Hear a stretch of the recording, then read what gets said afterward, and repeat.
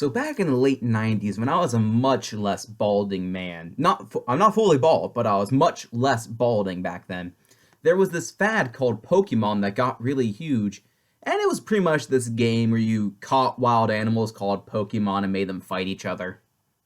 Now, I know that concept wouldn't really fly today in this PC environment we have going on, but you gotta remember, this was the 90s. People couldn't cancel you for your tweets because Twitter didn't exist yet. It was also just making an absurd amount of bank, so I knew I had to get a piece of that action. So I figured if I get myself a writing or design position in one of these game videos, that I can make some real money. Maybe even enough to pay rent for a couple of weeks or pay off some of my debts.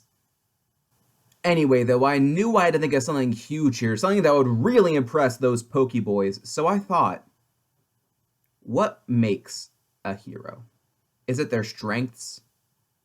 Their flaws? Their humanity? No! It's their villains. Without a good villain, most heroes will just be dicking around all day, leading Boy Scout troops, or day drinking, depending on how tragic their backstory is. Anyway, this first Pokemon game had this gang called Team Missile or something, I don't remember, for their bad guys, and their deal was they went around these towns, and they stole people's Pokemons, because these people weren't forming any militias because they weren't well armed enough because it wasn't America.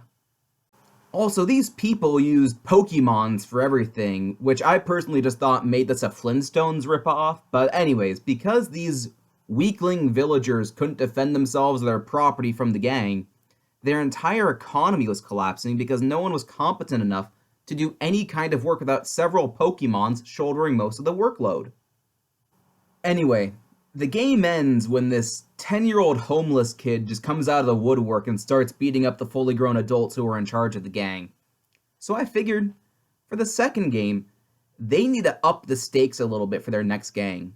Now I thought, the first gang, they stole people's Pokemons, so the second game had to do something worse.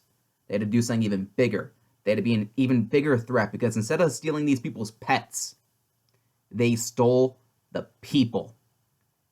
Introducing Team Human. So then I figured, why is Team Human doing this? Money? No, that was Team Missile's thing. So Team Human must have different motivations. And as this was supposed to be a children's game, I drew inspiration from a classic kid's tale.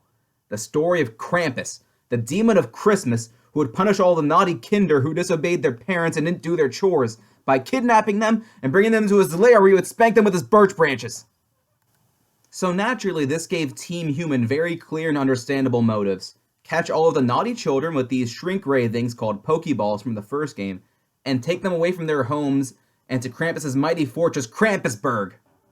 And there, Krampus would exact his punishment upon all of the Ungezungnen Kinder, until of course the hero of the story comes in and saves Christmas, by not only releasing all of the ungrateful children, but also releasing Santa, who Krampus had kidnapped, thus officially going too far. Now, normally I don't think child protagonists are a good idea, because come on, how is the most qualified person for really anything 8 years old? But this time I thought having a child protagonist would really give them some skin in the game. Yeah, unfortunately it was all kind of for naught though, because Nintendo, the company that published Pokemon, yeah, unfortunately they had turned down my offer to become creative director, writer, executive producer, or any of the other 20 positions I applied for on any of their upcoming projects. They said that my ideas were quote-unquote ludicrous fever dreams that would never be suitable for children. I don't know, personally, I thought those were some pretty big words from men who clearly never taught their children the true meaning of Christmas.